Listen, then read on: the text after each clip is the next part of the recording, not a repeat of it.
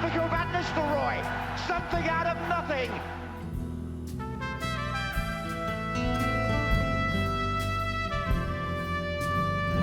Of course, expectations are high, and from everybody around. But my personal expectations are maybe higher, so that's no problem. The crazy thing was that I was fearless. I was absolutely fearless. I didn't have a clue what I was going into. Obviously, now looking back on the situation, I know what it is to play for United, and I know what it is, what kind of impact it can have. You know, a massive. If massive money is being paid for a player, but I didn't have the smallest problem with it. I just, was living my dream. I was like, whoa, I'm going to play with Keane, with Beckham, with Scholes, with Giggs, and I was just excited, and I just wanted to prove them and the manager, obviously, and the United fans what I was capable of, and I forgot everything, and I sort of went into that tunnel and never looked back really.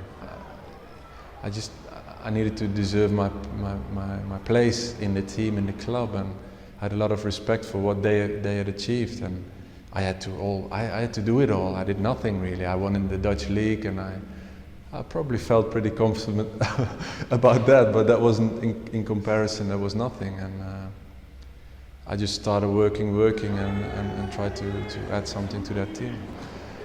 English football traditionally has been watched all over the world as well as in Holland, and I was watching the FA Cup finals on Wembley, and it's just such a big thing for me to go to England and trying to win the Premiership and the FA Cup, and lifting them both was a great moment. Over the 5 years, if you look over the period of 5 years, it's been excellent. That was, besides the last problematic thing, there was really nothing between us. There was only great respect, professionalism. He made me the player that I became at United, and I think I did my job for him as well. So in that sense, it was working perfectly. And then the way it ended, it ended, and in the end it was a fallout. You fall out and then you don't talk, and it's sort of, you move on, and I think he did as well with the club, and he thought, well, it's just move on. I didn't play in the Carling Cup final. I didn't even come on, and that was a disappointing moment for me.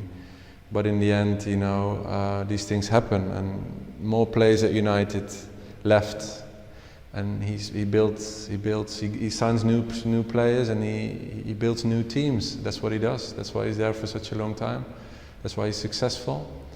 When I came, and Nicole was there, Dwight York were there, and they always said to me, listen, enjoy your time here, because at a certain point he'll move on, and that's obviously football. And I moved on, and he did, and I think for both of us it didn't really go in the wrong direction. I never thought I would leave until I sort of was more on the bench. I didn't play. I was playing a lot of games, but I was more on the bench as well. And I was thinking, okay, when then a club as Madrid comes, then you don't think twice really, and you get also the possibility to leave if it's not an issue. You can't even leave. So, but it was. I was able to talk to other teams, so in that sense I thought, well, maybe it's time to move on. When I left Madrid, I thought I would retire in Hamburg. That was what I thought. I thought, well, what was I, 33, coming 34. I think, well, sign a year and a half there would bring me till 35, and then I would see what was happening. I was hoping, if everything goes well, I can stay another year and look at it year by year. And so at the time, I didn't really think about Spain and Malaga. It wasn't in my mind at the time. A lot changed here in that 1.5 year. The club has been taken over. The new trainer came, new manager, new players.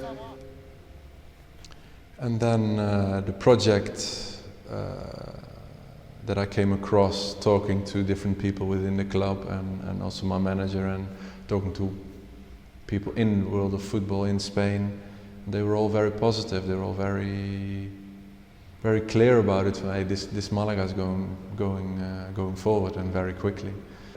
They're very good professionals behind the scenes. I think they run the club in a very professional way. I can compare it with all the teams I played before, you know, as a matter of the way it's organized, the training sessions, the traveling, the way the players are treated. So that's very important to me, and here they put that in place very quickly and very good. So that's good to work. It's the professional climate is there. You know, tradition you can't buy.